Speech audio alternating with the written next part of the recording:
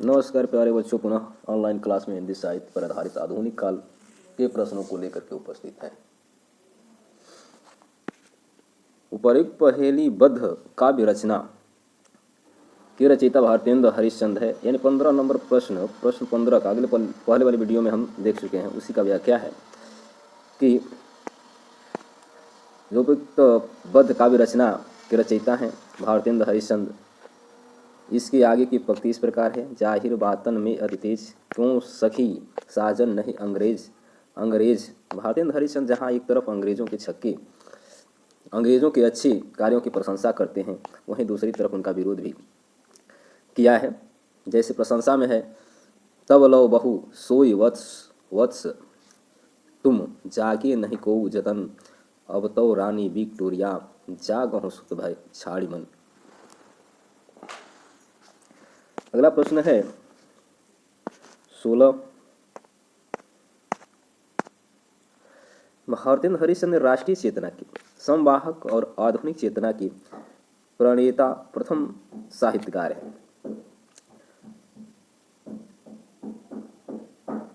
इसमें विकल्प होगा भारतेंद्र हरिश्चंद्र। यानी यहाँ पे प्रश्न है, साहित्य में राष्ट्रीय चेतना के संवाहक और आधुनिक चेतना के प्रणेता प्रथम साहित्यकार भारतेंद्र हरिश्चंद्र को माना गया है। यहाँ विकल्प के अनुसार हम देखते हैं व्याख्या में, भारतेंद्र हिंदी साहित्य में राष्ट्रीय चेतना की संवाहक और आधुनिक चेतना के प्रणेता प्रथम साहित्यकार भारतेंद्र हरिश्चंद्र।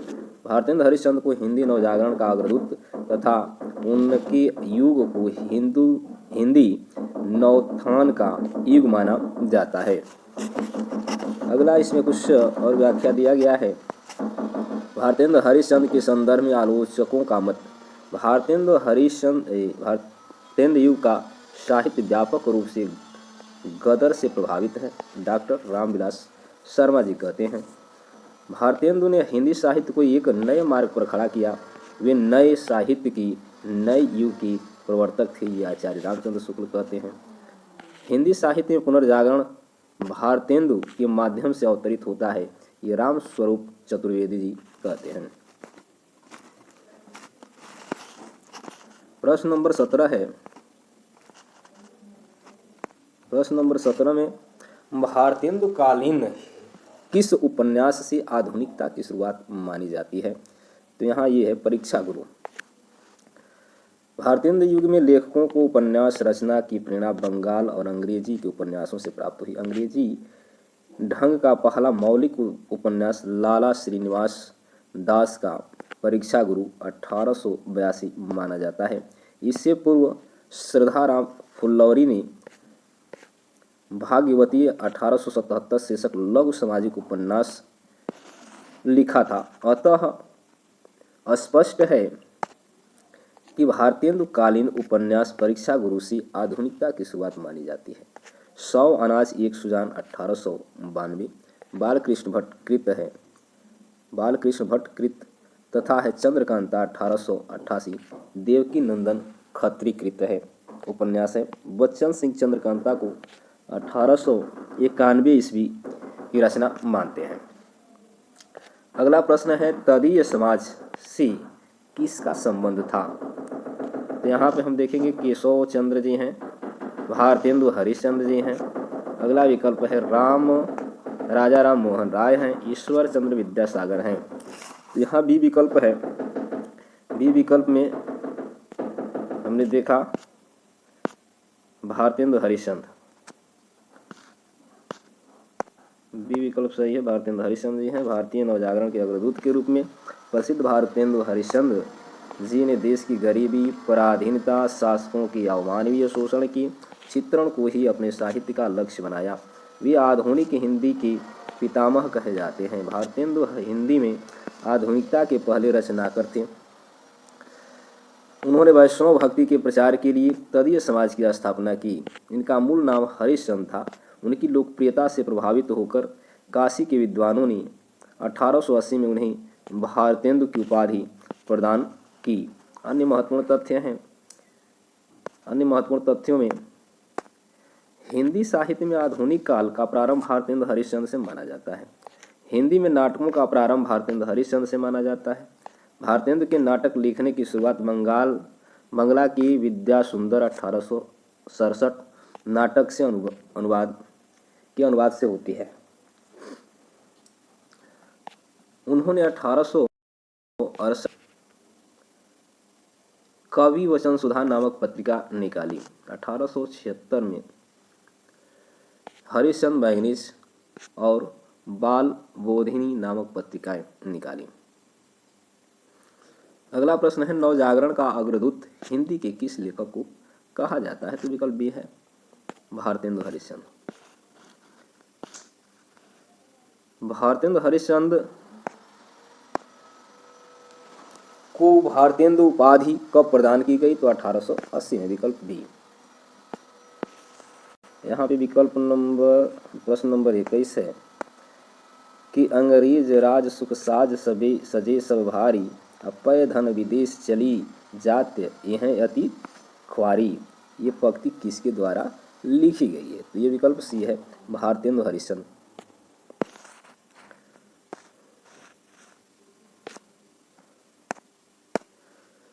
यहाँ व्याख्या है, भारतेंद्र प्रस्तुत पंक्तियों का मूल कथ्य राजभक्ति और देशभक्ति में द्वंद्व है। भारतेंदु काल ब्रिटिश उपनिवेश काल का था। ब्रिटिश उपनिवेश में भारत सभी दृष्टियों से परास्त हो चुका था।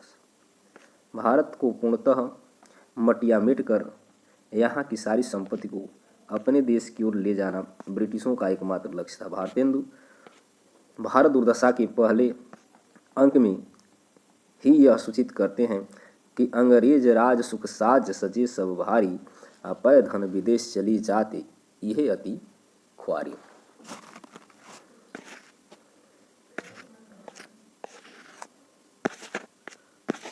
अगला प्रश्न है, अंग्रेज राज सज, ये हम व्याख्या में पढ़ रहे थे, वही है। इन पंक्तियों का मूल कथ्य निम्नलिखित में से कौन सा है? राजभक्ति देशभक्ति में द्वंद्व, यही है, पहला विकल्प यही है।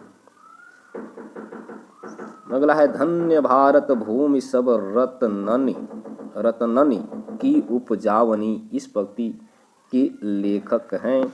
तो भारतेंदु हरिश्चंद्र नहीं, सॉरी, यहाँ पे बद्रीनाथ जी हैं। बद्रीनाथ विकल्प, बद्री नारायण चौधरी प्रेमधन जी, शायद नाम याद कर सकते हैं, प्रेमधन जी। भारतेंदु कवियों ने भारतीय इतिहास के गौरवशाली पृष्ठ की स्मृति को तो अनेक बार दिखाई, पर उनकी राष्ट्रीय भावना केवल यहीं तक सीमित नहीं रही। अंग्रेजों की विचारधारा, देशभक्तिपूर्ण कविताओं से भी उन्होंने यथेष्ट प्रणाली, जिसका फल यह हुआ कि क्षेत्रीयता से ऊपर उठकर वे संपूर्ण राष्ट्र की नब्ज को टटोलने लगे। बद्री नारायण चौधरी प्रेमधन की उपर्युक्त काव्य पंक्ति इस तथ्य को स्पष्ट करती है कि देश के उत्कर्ष अपकर्ष के लिए उत्तरदायी परिस्थितियों पर प्रकाश डालकर इस युग यानी भारतेंदु युग के कवियों ने जनमानस में राष्ट्रीय भावना के बीजवपन का महत्वपूर्ण कार्य किया। देशभक्ति की भावना बाद में मैथिली शरण गुप्त कृत भारत भारतीय में लक्षित हुई। भारतेंदु की विजयनी विजय, वैजयंती, प्रेमधन की आनंद अरुणोदय, प्रताप नारायण मिश्र का कि महापर्व नया संबत, राधा कृष्णदास की भारत 12 मासा और विनय शीर्षक कविता देशभक्ति की प्रेरणा से युक्त है। हमारो उत्तम भारत देश काव्य पंक्ति राधा चरण गोस्वामी द्वारा रचित है, जो देशभक्ति भावना को परिलक्षित करती है। प्रेमधन ने हार्दिक हर्षादर्श कविता में भारत का शासनाधिकार लेने वाली महारानी विक्टोरिया के विषय में कहा है कि असनाथ भोली भारत की प्रजा अनाथन। आगे है कि भारतेंदु हरिश्चंद्र ने हिंदुस्तान का गुणगान किया। प्रेमधन जी ने राजभक्ति